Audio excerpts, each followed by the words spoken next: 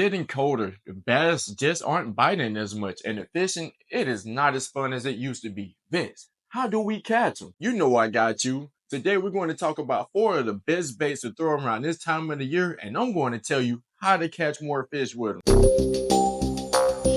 The first lure choice is a flat-sided crankbait or just a lipless crank in general. I feel like a lipless crankbait is like a staple to a bank angler crankbait collection. Like it's a must that you have a lipless crankbait compared to any other crankbait. Others work well, but that lipless, especially for pond anglers with the casting distance and during this time of the year, it's a great search tool and it also mimics bait fish very well because a lot of bait in the water, they're cold, they're lethargic, they're swimming with a tighter shimmy or a tighter little wobble.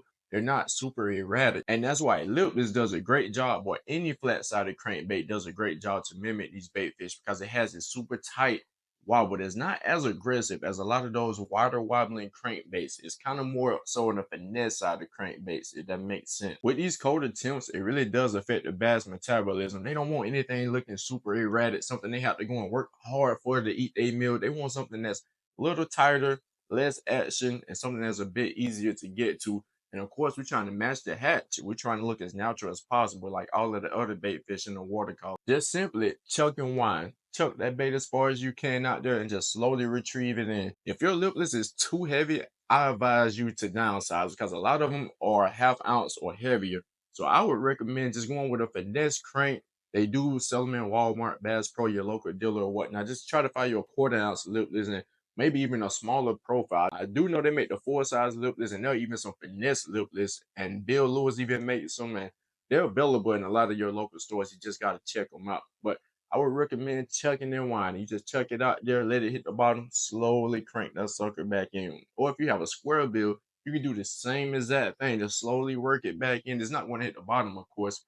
A square bill is only going to dive a couple of feet, but you can still reflect and bounce off a structure and cover to produce a reaction bite. You're not going to get into a whole bunch of reaction bites once it get colder, but some of those slow moving baits, especially those crankbaits, can still trigger a bass to just jump on it if it really thinks it's an easy enough meal to target. And like I said, my favorite bait, I just feel like a lipless, it gets the job done. Doesn't really matter which one you throw. One of my favorite flat-sided crankbaits is the Rapala OG. It swims with a super tight action. It even has its own unique build design because it's really made to be more so in that finesse side of fishing. So I would recommend any lipless crankbait, and like I said, the Rapala OG, or if you can find any other flat-sided crankbaits, drop in the comments, let me know what you're working with. I think they all work pretty well around this time of the year.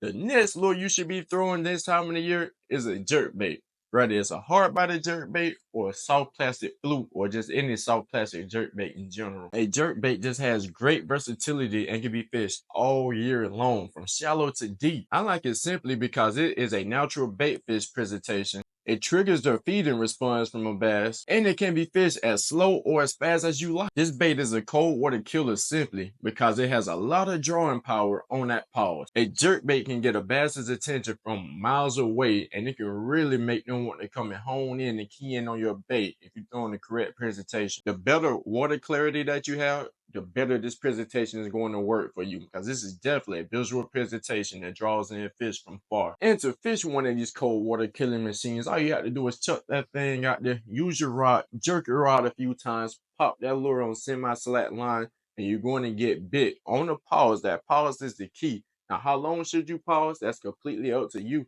Me personally, I usually start out with pauses about 2 to 3 seconds. But if I feel like the bass need more time, if I feel like it's super cold and the bass is just so lethargic, I am going to increase those seconds in between the pause, probably like 5 to 6, maybe even up to 7 seconds if the bass is super duper slow.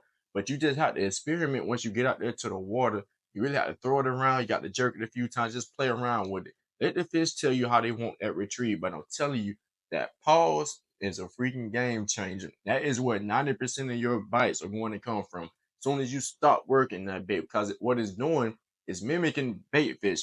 The whole storyline in this video is mimicking bait fish because that's what bass love to eat on as the water temps continue to drop. What we're doing, we're mimicking a wounded bait fish. We're jerking that rod, it's slapping that lure from left, right, up, down, and then it's like you just pause it and kill it, and it just look like that thing is just giving out the energy, just about to give up, and bass is just going up. Freight train it head on. So you're going to get some violent reaction strikes. Now, as far as throwing a hard body jerk bait compared to a soft plastic jerk bait, ooh, that's a good one. I think me personally, I prefer the hard body jerk bait just because it sits in place on the paws. And it gives that bass ample amount of time to really think about it and they come and chomp on it, you know.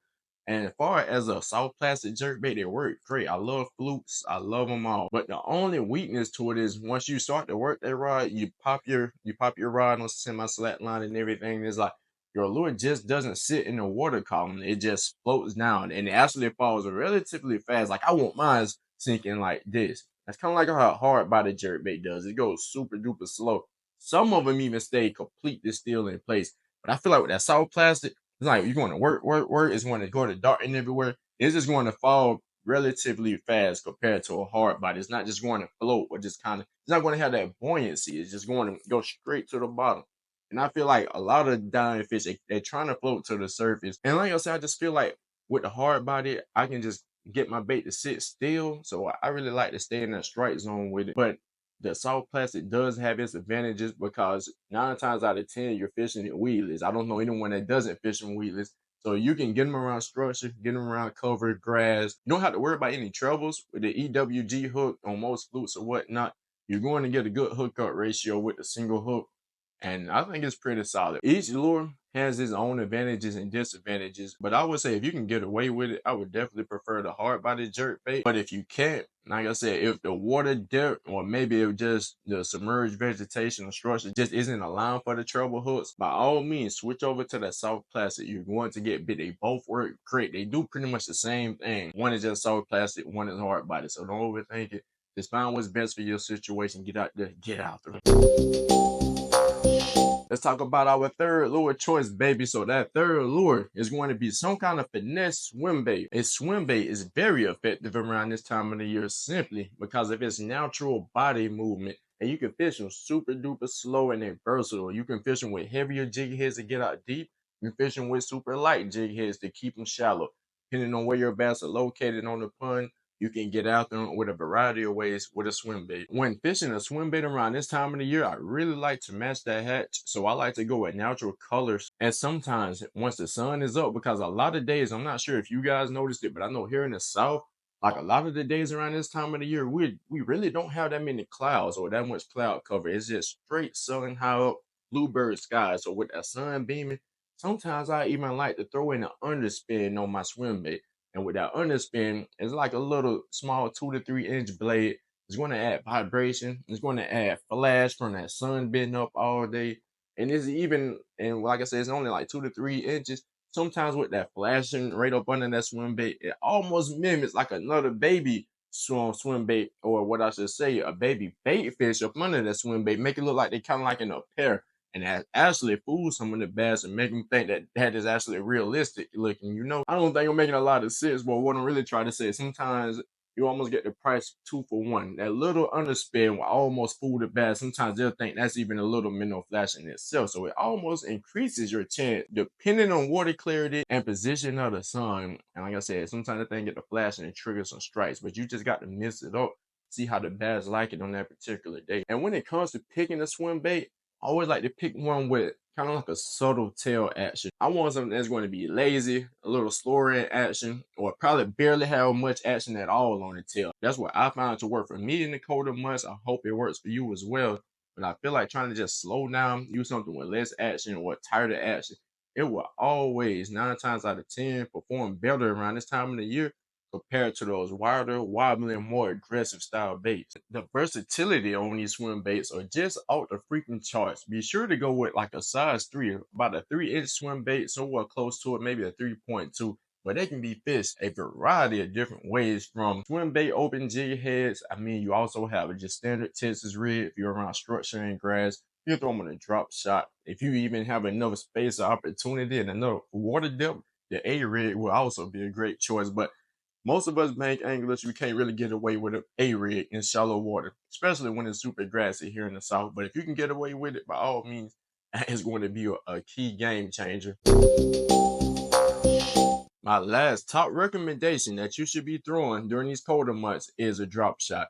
I just made a whole entire video on the drop shot, so we're not going to go super in depth, but I just want to cover the basics. As those water temps drop, you know the bass are super lethargic, they're not moving, and their metabolism is super slow. So it's like they're barely feeding on anything much throughout the day. So my best way to counteract that and to give the bass a super duper easy meal is just throwing that drop shot, because it takes literally nothing. My granddad and my grandma could go out there and throw a drop shot and catch any kind of fish on any given day. I like it simply because you can control the depth of your lure and how far you get down in the water column, and it's versatile.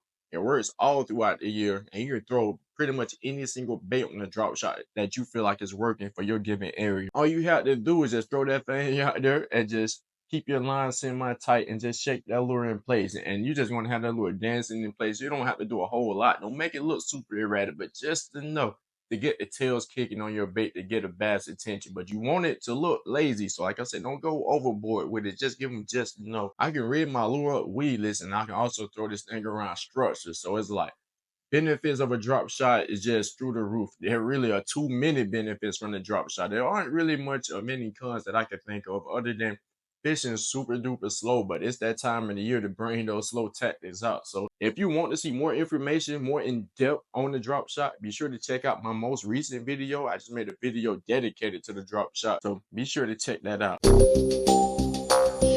Woo, we just covered a lot, didn't we? Tell me right now, drop in the comments. Let me know what's the first bait you timed on once you get out there to the water. Or if I missed any baits, let me know. Or if there are some baits you want to see on the channel or you want to see me talk about them, let me know. Drop it in the comments. I just wanted to share some of my top baits around this time of the year and some of the baits that I just love to throw, and I feel like they're fish catching machines. A lot of them catch fish literally all year round. And that's kind of like my biggest thing. I love baits that are super versatile and can be fished throughout a variety of situations. Also, let me know in the comments. Tell me about your experience with fishing in the cold right now. How has it been for you since the temps started to drop? I know it definitely changes things up, so we're still going to continue to get out, but definitely let me know. I love to hear about it. And until next time, keep those lines tight. Go out there and catch that 10 pounder. I catch you on the next one. Peace. We're out.